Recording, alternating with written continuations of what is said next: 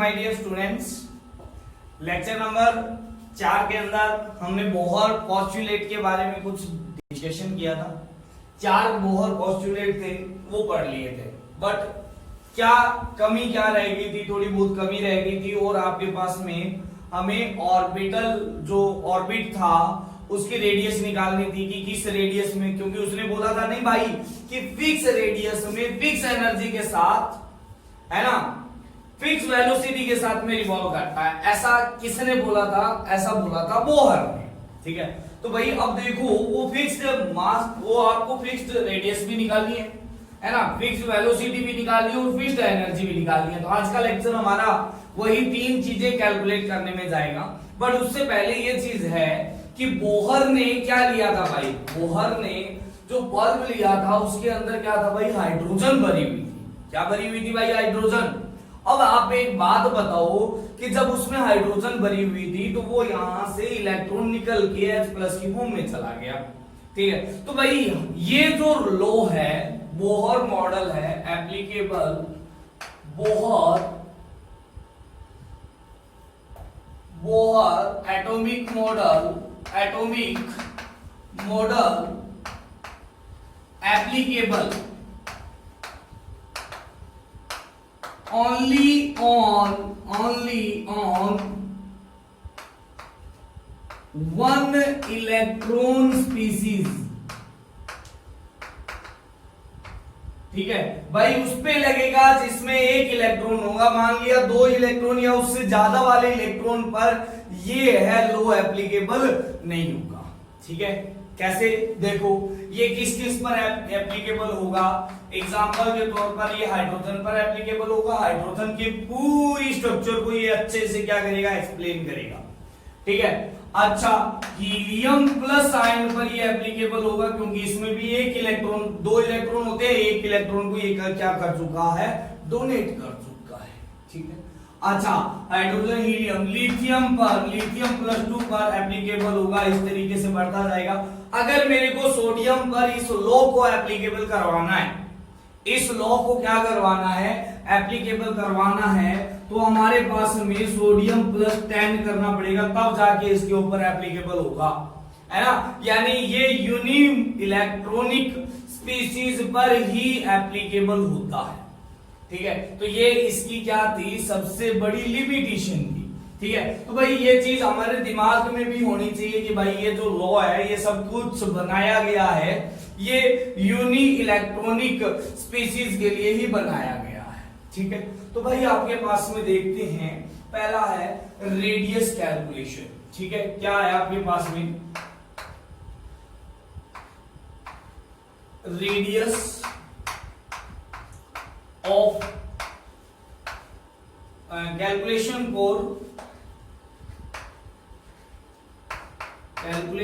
Of radius of Bohr orbital, Bohr orbit, है ना भाई। बोहर ऑर्बिट के रेडियस की हम क्या कर रहे हैं, कैलकुलेशन कर रहे हैं। ठीक है, तो कैलकुलेशन करके देखते हैं भाई कैलकुलेशन क्या चीज आती है, कैसे आती है। ठीक है, तो देखो हमारे पास क्या क्या चीज पता है। According to Bohr, according to Bohr, भाई बोहर ने मैथमेटिकल तो एक ही बार बताया, वो तो सब कुछ थ्योरी थी। उसकी बात क्या थी, वो था कि मास ऑफ इलेक्ट्रॉन, जब इलेक्ट्रॉन क्या कर रहा है, रिमूव कर रहा है, ठीक है, with velocity v, velocity of electron, और यहां पर r ऑफ रेडियस है, जिस रेडियस के अंदर वो क्या कर रहा है, रिवॉल्व कर रहा है, वो किसके इक्वल होगा, mvr मतलब एंगुलर मोमेंटम। और ये बताया था बोहर ने कि ये होगा NH/2π। h को मैं थोड़ा सा इस तरीके से डिनोट करता हूं, ठीक है, ताकि थोड़ा सा अलग दिखे हमारे पास में। ठीक है, तो ये भाई बोहर ने बताया, तो इक्वेशन नंबर 1 दे देते हैं। ठीक है, मान लिया वो nth ऑर्बिट में क्या कर रहा है, रिवॉल्व कर रहा है, nth ऑर्बिट में घूम रहा है ना। Let electron revolve in nth orbit. ठीक है, तो यहां पर मास ऑफ इलेक्ट्रॉन तो वो का वही रहेगा, बट वेलोसिटी है वो उस ऑर्बिट की आएगी। nth ऑर्बिटल में क्या है, वेलोसिटी है वो vn मान ली है, ठीक है। रेडियस भी क्या आ जाएगा, r, यानी उस ऑर्बिट की रेडियस, ठीक है।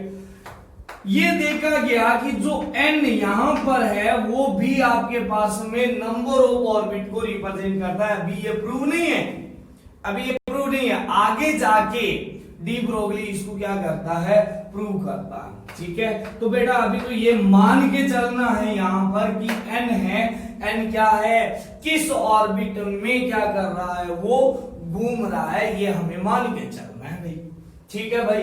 कोई दिक्कत नहीं थी भाई, हमारे पास में ये चीज आ गई इक्वेशन नंबर, इसको इक्वेशन नंबर 1 मान लेते हैं हमारे पास, ठीक है।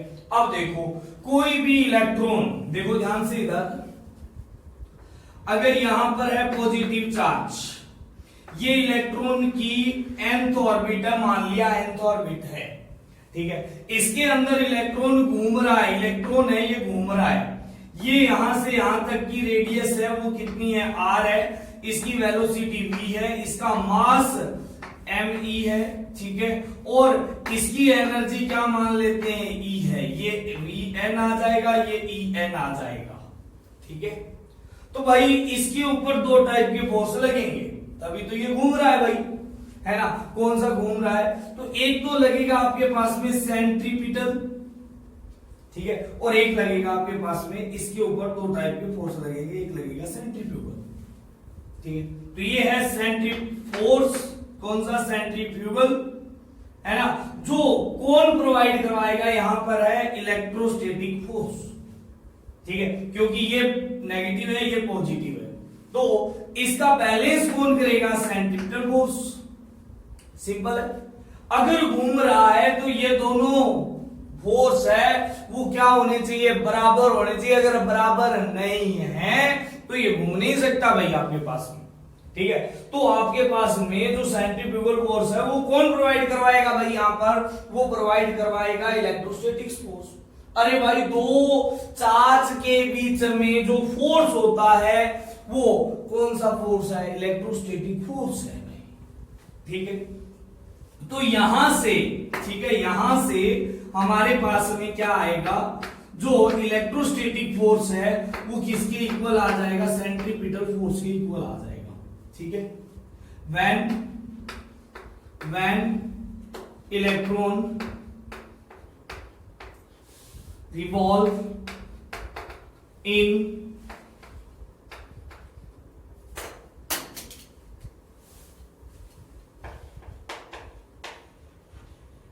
circular path, then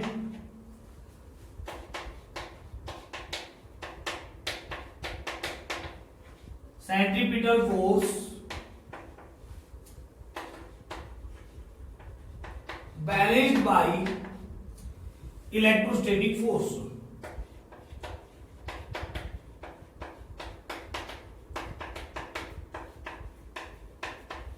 ठीक है। तो ये भाई इलेक्ट्रोस्टैटिक फोर्स के द्वारा क्या हो जाएगा, बैलेंस हो जाएगा। तो भाई ये जो फोर्स होगा वो क्या हो जाएगा भाई, mv² अपॉन में r के बराबर हो जाएगा। ये आपके पास में सेंट्रीपिटल फोर्स होता है भाई आपके पास, ठीक है। अब देखो यहां पर, तो यहां पर इलेक्ट्रोस्टैटिक फोर्स किसके बराबर हो जाएगा भाई, ये हो जाएगा k Q1 Q2 अपॉन में r², क्योंकि इन दोनों के बीच की डिस्टेंस क्या है, r है, तो दोनों को बराबर रख दो। इलेक्ट्रोस्टैटिक फोर्स k Q1, अब Q1 इसको मान लेते हैं, ये Q1 है, ये क्या है, Q2 है, इसका चार्ज है Q2, तो यहां पर Q1 है E के बराबर, इलेक्ट्रॉन के चार्ज के बराबर, और यहां पर जो आपके पास में चार्ज है वो क्या हो जाएगा, ZE के बराबर, क्योंकि इसके अंदर नंबर ऑफ प्रोटॉन होगा, अब प्रोटॉन और इलेक्ट्रॉन का चार्ज बराबर होता है, ठीक है। तो यहां पर मान लेते हैं दो प्रोटॉन होंगे तो दो इलेक्ट्रॉन के बराबर पॉजिटिव चार्ज होगा उसपे, और मुझे जो पता है कि यहां पर हम क्या नहीं लिखेंगे, क्योंकि ये कौन सा फोर्स है, अट्रैक्शन फोर्स है, हम यहां पर पॉजिटिव नेगेटिव लेके कुछ भी नहीं चलेंगे, ठीक है, तो ये आया के Q1, ये Q1 Q2 अपॉन में आर स्क्वायर।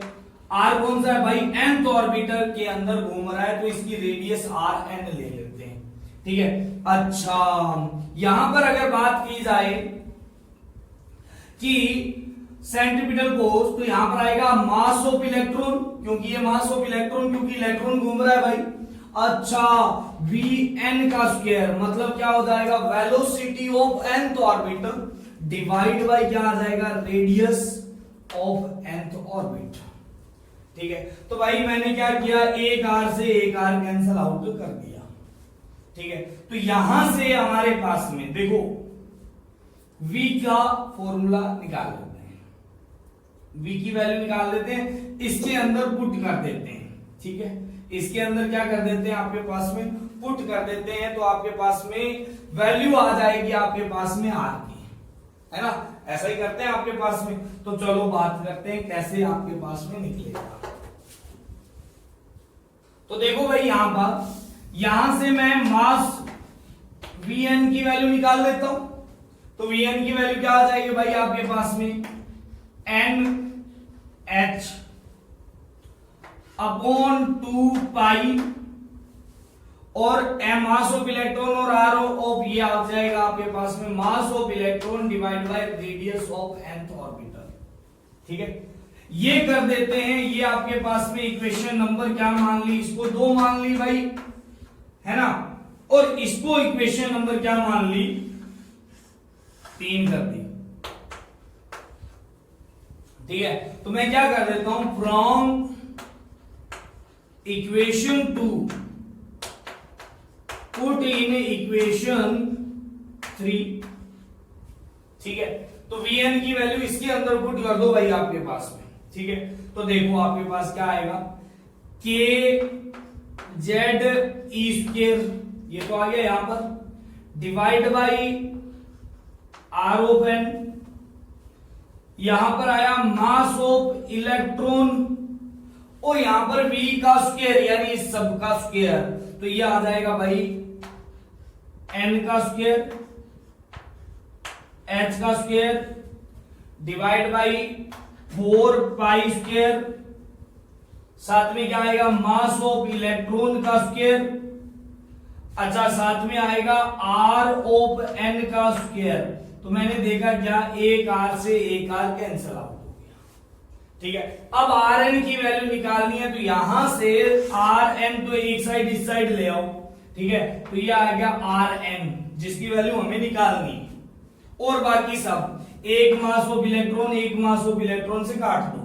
ठीक है, सब वैल्यू उधर शिफ्ट कर दो, तो क्या आ जाएगा, ये आ जाएगा भाई n square h square, n square h square divide by क्या आ जाएगा भाई, देखो यहां पर डिवाइड में आ जाएगा 4 पाई स्क्वायर, है ना, साथ में क्या आएगा,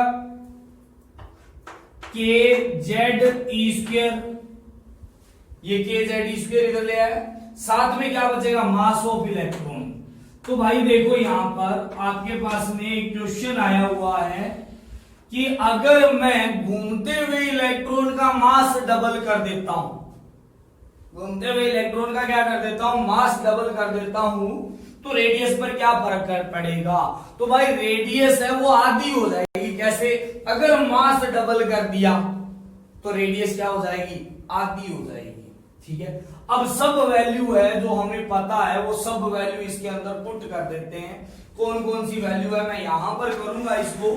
ठीक है, वहां पर वैल्यू रखता हूं भाई, जिस चीज की वैल्यू पता है, h की वैल्यू पता है 6.62 इंटू 10⁻⁻34 जूल सेकेंड। ठीक है, 4 की वैल्यू पता है, पाई की वैल्यू पता है, के क्या है आपके पास में, इलेक्ट्रोस्टैटिक कांस्टेंट है, तो ये क्या हो जाएगा भाई, ये हो जाएगा 9 इंटू 10⁻9, क्या हो जाएगा, न्यूटन मीटर स्क्वायर पर कूलम स्क्वायर, है ना, और जेड आपको नहीं पता है भाई। ठीक है, और ई की वैल्यू होती है 1.6 इंटू 10⁻19 कूलम, और मास ऑफ इलेक्ट्रॉन भी पता है कितना होता है भाई 9.1 इंटू 10 टू पावर कितना होता है -31 kg होता है भाई। ये सब वैल्यू पता है, पुट कर दो इसके अंदर। तो पुट कर देते हैं भाई, तो क्या आ जाएगा रेडियस ऑफ nth ऑर्बिटल। जो वैल्यू नहीं पता, जैसे n² की वैल्यू नहीं पता डिवाइड बाय z की वैल्यू नहीं पता, n² की वैल्यू नहीं पता, z² की वैल्यू, z की वैल्यू नहीं पता है और सबकी वैल्यू पता है भाई। देखो h की वैल्यू 6.62 इंटू 10 टू पावर -34 का क्या रख दिया होल स्क्वायर, ठीक है, h का स्क्वायर रख दिया डिवाइड बाय देखो यहां पर 4 है इंटू 22/7 का होल स्क्वायर, 4 इंटू 22.7 का होल स्क्वायर रख दिया। k की वैल्यू रख देते हैं भाई, k की वैल्यू कितनी आएगी 9 इंटू 10 टू पावर 9 है ना। z की वैल्यू नहीं पता, इलेक्ट्रॉन की वैल्यू पता है भाई, कितनी आएगी भाई, ये आएगी साथ में 1.6 इंटू 10 टू पावर -19। ऐसे करते हैं, इसको थोड़ा दूर रख लेते हैं ना। यहां पर आएगा n² डिवाइड बाई z,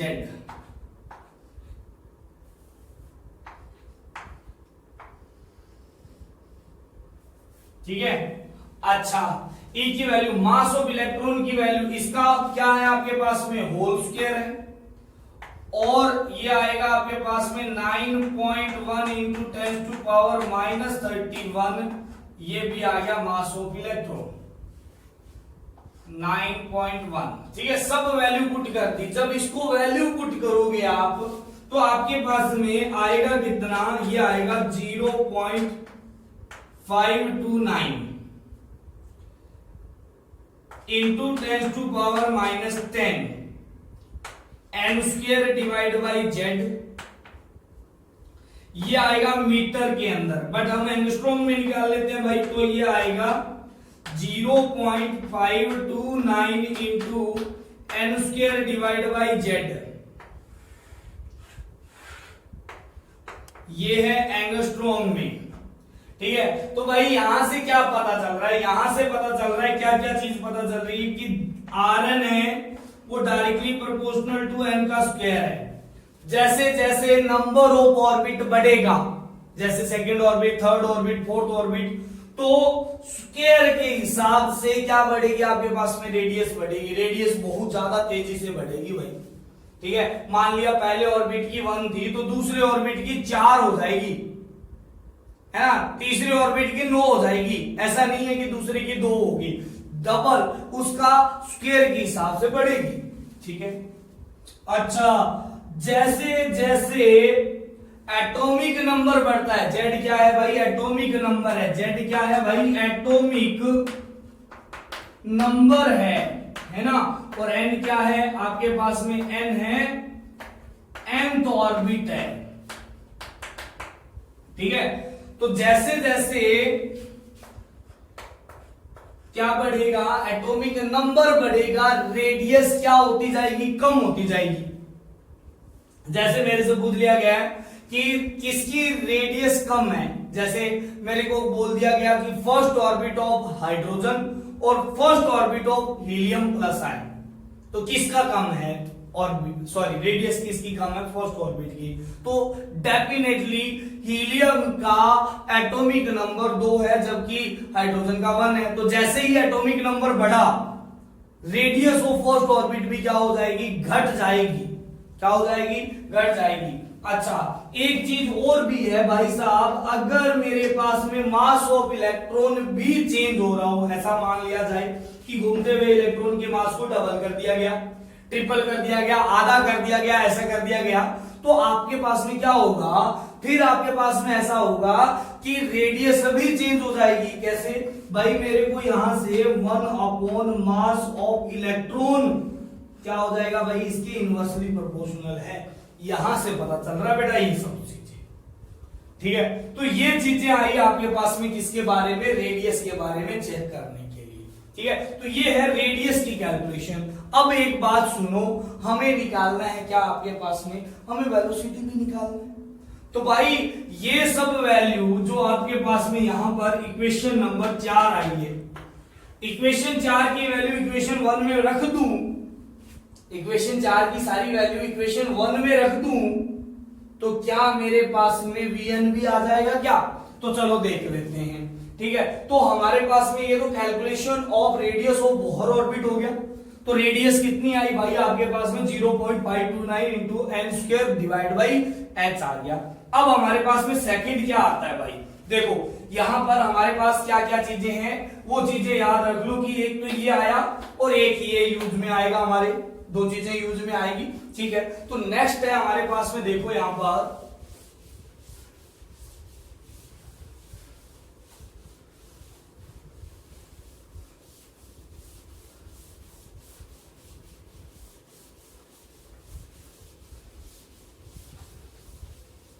ये काम में आएगा भाई आपके अभी भी।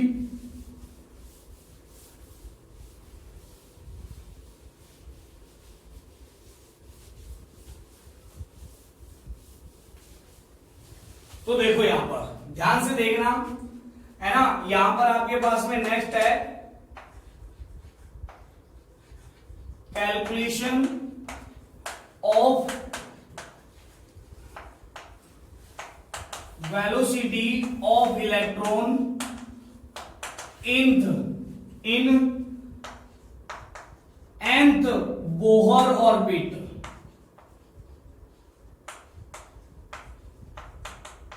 ठीक है, तो अब देखते हैं भाई कैसे आता है आपके पास में। ठीक है, तो मेरे को क्या है, देखो यहां पर एक तो मुझे ये पता है कि बोहर के पोस्टुलेट से mass of electron V of n R of n is equal to NH upon में क्या है 2 पाई है ना। We know that from Bohr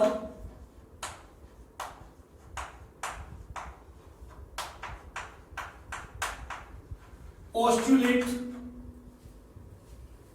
ये इक्वेशन नंबर 1 मान ली भाई। अच्छा, रेडियस हमारे पास निकाल चुके हैं, Rn है वो कितना आ जाएगा N square H square divide by कितना आ जाएगा 4 पाई स्क्वायर के जेड ई स्क्वायर, और यहां पर आएगा मास ऑफ इलेक्ट्रॉन। देखो ध्यान से इधर, ये आया आपके पास में बोहर रेडियस, ये क्या है आपके पास में पता है बोहर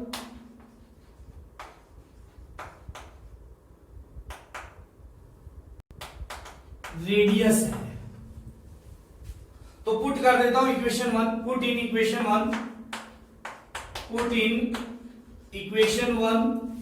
तो देखो यहां पर क्या आएगा, मास of electron v of n, velocity of electron in nth orbital orbit.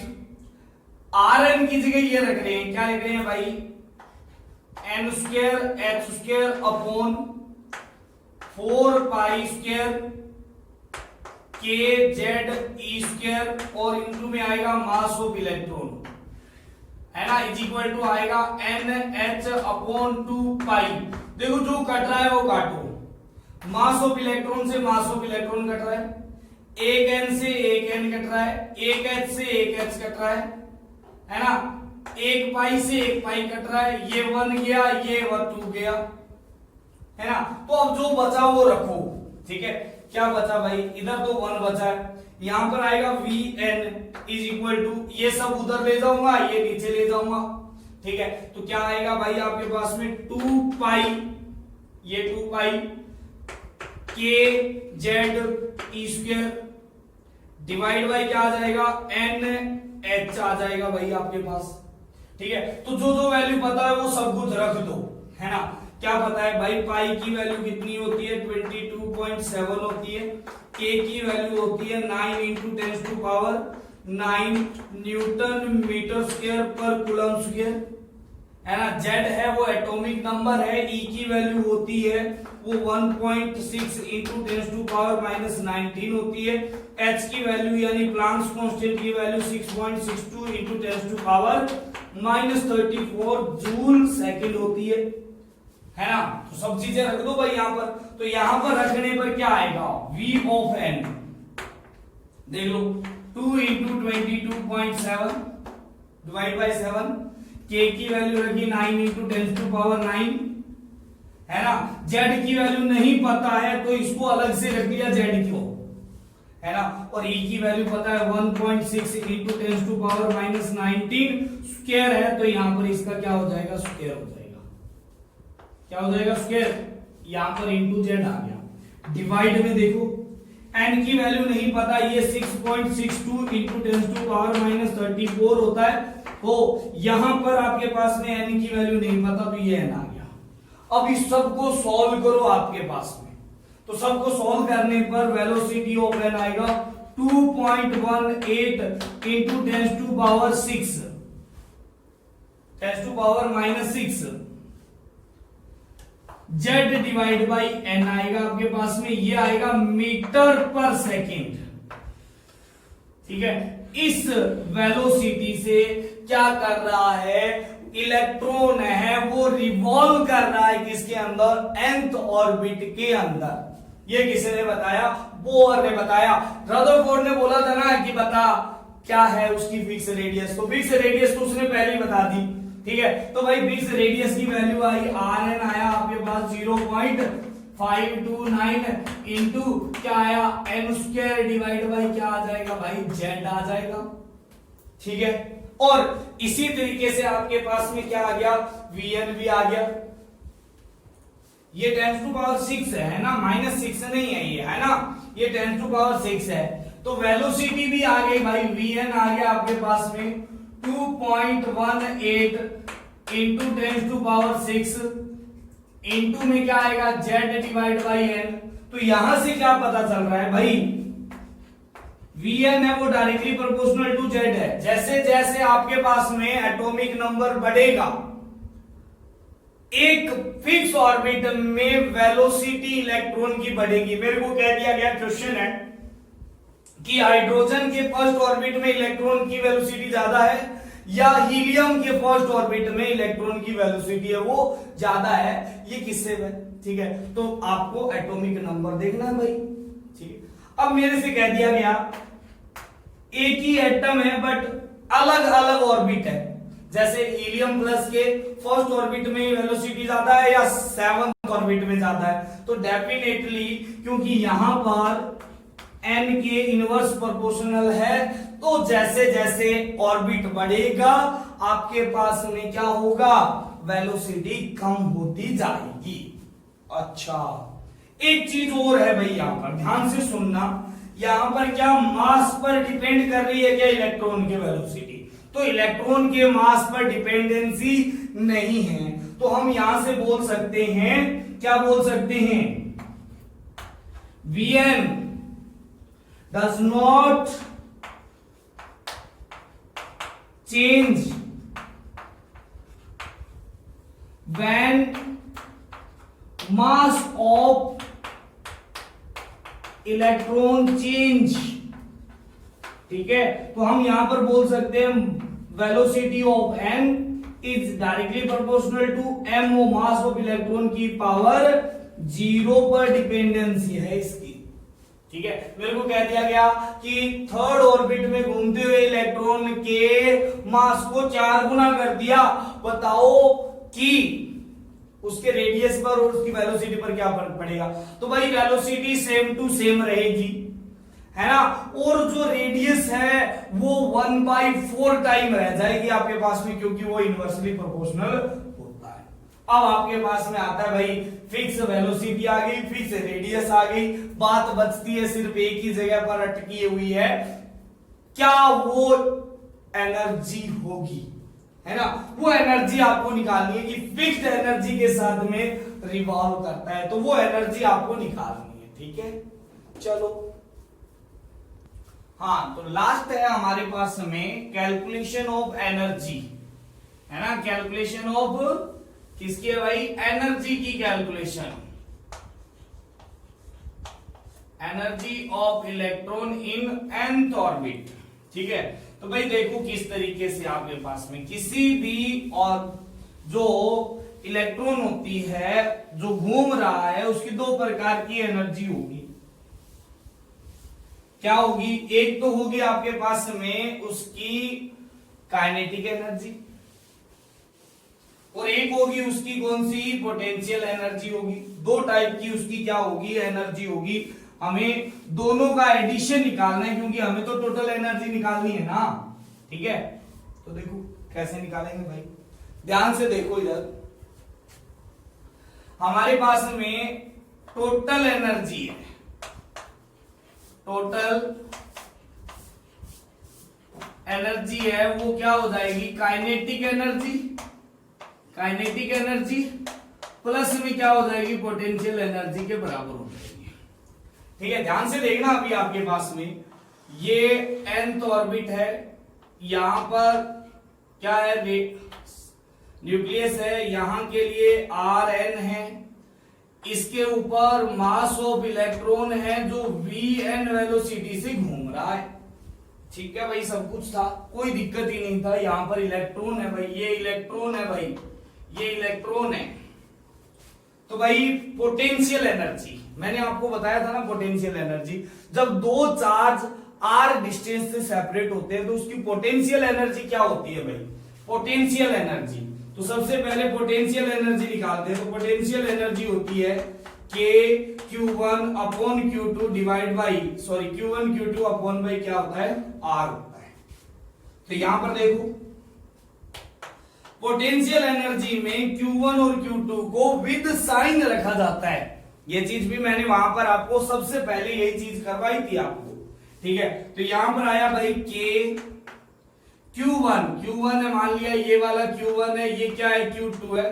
तो इसकी चार्ज है वो माइनस इलेक्ट्रॉन के बराबर है, इलेक्ट्रॉन के ऊपर माइनस का चार्ज होता है। Q2 है वो क्या है आपके पास में? प्लस का Ze इसके ऊपर चार्ज होगा, डिवाइड बाई रेडियस ऑफ क्या आ जाएगा? Rn आ जाएगा भाई, है ना? ठीक है। अच्छा, अगर मैं बात करता हूं काइनेटिक एनर्जी की, किसकी बात करता हूं? काइनेटिक एनर्जी की। तो भाई ये होता है हाफ mv² होता है। यहां पर मास ऑफ इलेक्ट्रॉन है, मास ऑफ क्या है आपके पास में? इलेक्ट्रॉन है, और v क्या है? Velocity of electron in nth orbit. ठीक है, तो मास ऑफ इलेक्ट्रॉन इनटू क्या हो जाएगा? Vn का स्क्वायर हो जाएगा। अच्छा, हमारे पास में ये भी पता है कि m mass of electron V of n का square divide by Rn is equal to क्या है? kZe² डिवाइड बाई Rn के स्क्वायर के बराबर है। एक आर से एक आर गया हुआ था। Centripetal force is equal to electrostatic force, घूमने के लिए जरूरी था। ठीक है, तो यहां से हमारे पास में क्या आया? यहां से स्क्वायर की value I kZe² divide by क्या आ गया आपके पास में? R ऑफ n आ गया। इसको जब सॉल्व किया तो पोटेंशियल एनर्जी क्या आई भाई आपके पास? माइनस kZe² डिवाइड बाई कितना आया भाई? Rn आया। This is equation number 1, this is equation number 2। और ये वाली वैल्यू इसके अंदर पुट करो तो काइनेटिक एनर्जी आ जाएगी भाई कितनी आपके पास में? हाफ kZe² डिवाइड बाई क्या आ जाएगा? Rn आ जाएगा भाई। सुनो ध्यान से इधर, ये आ गई इक्वेशन नंबर क्या आ गई आपके पास में? 3 आ गई भाई, है ना? अब सारी वैल्यू इसके अंदर पुट कर दो तो total energy is equal to kinetic energy यहां से रखो तो ये आ जाएगी 1/2 kZe² अपॉन में Rn, है ना? और अगर यहां से पोटेंशियल एनर्जी रखोगे तो माइनस kZe² अपॉन में क्या आ जाएगा? Rn। ये दोनों सेम है तो ये आपके पास में टोटल एनर्जी आ जाएगी, वो आ जाएगी आपके पास में -1/2 kZe² अपॉन में Rn। अरे वाह भाई वाह, Rn का फॉर्मूला आपको पता होना चाहिए। Rn का फॉर्मूला होता है n square h square divide by 4 pi square k z e square m e होता है ना। ये सब वैल्यू इसके अंदर पुट कर दो, क्योंकि हम जानते हैं, है ना, तो उसके अंदर पुट कर दो भाई। तो टोटल एनर्जी आ जाएगी, वो आ जाएगी आपके पास में -1/2 k z e square divide में यहां पर आएगा n स्क्वायर h स्क्वायर, और ये सब ऊपर जाएगा, कितना आएगा 4 pi square k z e square mass of electron. तो क्या आ जाएगा भाई, total energy of electron which is revolve in nth orbit, क्या आ जाएगा भाई माइनस में, है ना। क्या आएगा, इसको मैं 2 से काट देता हूं, ऐसा कर दिया, ठीक है। तो ये आया 2 पहले लिख दिया, ठीक है। फिर पाई स्क्वायर रख दिया, यहां पर पाई स्क्वायर था वो रख दिया, k और k क्या हो गया, k स्क्वायर हो गया, e और e स्क्वायर कितना हो गया, e की पावर 4 आ गया, है ना। अब z और z स्क्वायर ये हो गया z स्क्वायर, ये थोड़ा सा दूर रख दिया, क्योंकि इसकी वैल्यू हमें पता नहीं होती है, क्योंकि कौन सा एटम है ये हमें बाद में पता चलता है। डिवाइड में क्या हो जाएगा, h स्क्वायर और n स्क्वायर को बाद में रख दिया। अब ये सब वैल्यू रखो तो ये आ गई energy of electron which is revolve इन, क्या हो जाएगा आपके पास बताओ, रिवॉल्व इन nth ऑर्बिट। तो जब इसको कैलकुलेट करते हैं तो ये आता है -13.6 Z square upon N square electronvolt में, है ना। यहां पर मास ऑफ इलेक्ट्रॉन लिखना भूल गए भाई आपके पास,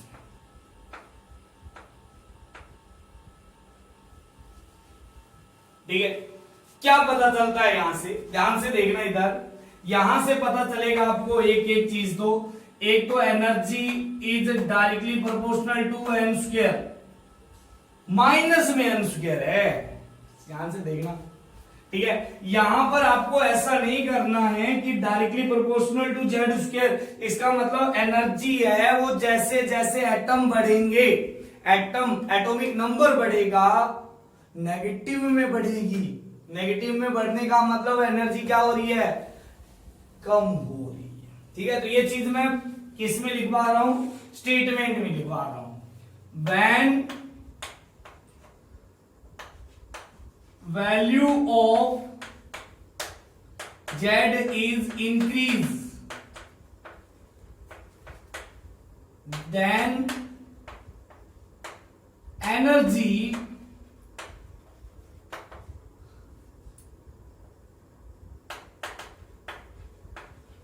increase in negative,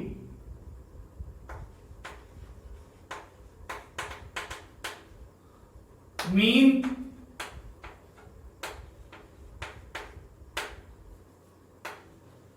डिक्रीज। इसका मतलब क्या हो गया, वो डिक्रीज हो रही है ना। एंड जैसे जैसे दूर जाता जाएगा इलेक्ट्रॉन, क्या होता जाएगा, दूर जाता जाएगा, उसकी एनर्जी भी क्या होती जाएगी, इंक्रीज होती जाएगी। And number of orbit increase, then energy also increase. अब यहां से नहीं दिखेगा बेटा ये आपको, यहां से क्या दिख रहा है, यहां पर ये दिख रहा है कि भाई इनवर्सली प्रोपोर्शनल है तो घटनी चाहिए, ऐसा नहीं है, नेगेटिव में घटेगी। नेगेटिव में घटेगी मतलब क्या हो जाएगा, बढ़ जाएगा, है ना। नेगेटिव में घटेगी मतलब क्या हो जाएगी, एनर्जी बढ़ती जाएगी, ठीक है। तो इस तरीके से हमारे पास में आएगा। अच्छा, मैंने कह दिया कि मास ऑफ इलेक्ट्रॉन डबल कर दिया जाए तो एनर्जी नेगेटिव में डबल हो जाएगी, मतलब क्या हो जाएगी, कम हो जाएगी, ठीक है, क्योंकि मास ऑफ इलेक्ट्रॉन के डायरेक्टली प्रोपोर्शनल है। इनकी सभी की वैल्यू रखोगे तो ये आएगा। अच्छा, अगर हमारे पास में ई जूल में निकालना है तो ये आएगा 2.18 into 10⁻⁻18 Z square divide by N square, ये आएगा जूल। ठीक है। अच्छा, तो यहां से आ गया एनर्जी ऑफ इलेक्ट्रॉन कितनी आ गई भाई, ये आ गई माइनस में 13.6 into Z square divide by N square. ठीक है। अच्छा, एक चीज और है, टोटल एनर्जी है ना, टोटल एनर्जी है ना, टोटल एनर्जी, ये टोटल एनर्जी है, ये बराबर है किसकी, काइनेटिक एनर्जी के, बस फर्क कितना है, साइन का है। तो ये आ जाएगा माइनस में काइनेटिक एनर्जी के बराबर। ठीक है। अच्छा, जो टोटल एनर्जी है ना वो बराबर है किसके, बराबर है किसके, पोटेंशियल एनर्जी के। क्या है पोटेंशियल एनर्जी, क्या थी, यही थी ना आपके पास में, सॉरी वो क्या इसकी आधी है। ठीक है, तो क्या हो जाएगा आपके पास में, अगर मैं इसकी जगह पोटेंशियल एनर्जी लिख देता हूं तो सही रहेगा। ठीक है, तो ये आ जाएगा पोटेंशियल एनर्जी डिवाइड बाय क्या आ जाएगा, 2 आ जाएगा। और सेम टू सेम हम ये भी लिख सकते हैं कि kinetic energy is equal to minus potential energy divide by 2। ये भी चीज इंपॉर्टेंट है आपके लिए। तो ये कुछ रिजल्ट यहां पर आपके लिए मैंने लिख दिए हैं जो आपको हमेशा ध्यान में रखनी है। ठीक है, तो इस तरीके से भाई साहब बोहर ने वो सब चीज निकाल के दी किसको, रदरफोर्ड को। उसने बोला था कि वो बता क्या फिक्स एनर्जी कितनी है, फिक्स रेडियस कितनी है, फिक्स वेलोसिटी कितनी है। ठीक है, तो ये चीजें आपके पास में यहां पर आई। अब एक चीज और रह गई आपके पास में, क्या रह गई भाई, उसने ये भी तो बोला था कोई भी इलेक्ट्रॉन जब लोअर ऑर्बिट से हायर ऑर्बिट जाएगा तो एनर्जी को क्या करेगा, आपके पास में एब्जॉर्ब करेगा। तो वो कितनी एनर्जी एब्जॉर्ब करेगा वो भी तो बताना है आपको। जैसे फर्स्ट से सेकंड गया, फर्स्ट से थर्ड गया, तो वो इनके एनर्जी डिफरेंस से पता चलेगा, तो वो एनर्जी लेवल से पता चलेगा। ठीक है, और हाइड्रोजन के लिए हम अलग से निकालते हैं जिनकी हमें क्या होता है, क्योंकि उसने ये भी बोला था कि जो एनर्जी एब्जॉर्ब होगी, इमिट होगी, वो किसकी फॉर्म में होगी, आपके पास में इलेक्ट्रोमैग्नेटिक वेव की फॉर्म में होगी। उस इलेक्ट्रोमैग्नेटिक वेव की वेवलेंथ क्या आएगी। ठीक है, तो हाइड्रोजन के लिए अगर निकालेंगे तो वो अलग से स्पेक्ट्रम बन जाएगा, उनका क्या बन जाएगा, वेवलेंथ का एक ऑर्डर बन जाएगा। और वेवलेंथ के ऑर्डर में अगर किसी का भी ऑर्डर करते हैं, ऑर्डरिंग करते हैं, तो वो सब चीजें हो जाती है, वो क्या हो जाती है आपके पास में, उसे हम स्पेक्ट्रम बोलते हैं। ठीक, तो ये करेंगे नेक्स्ट क्लास के अंदर। Okay, thank you, have a nice day.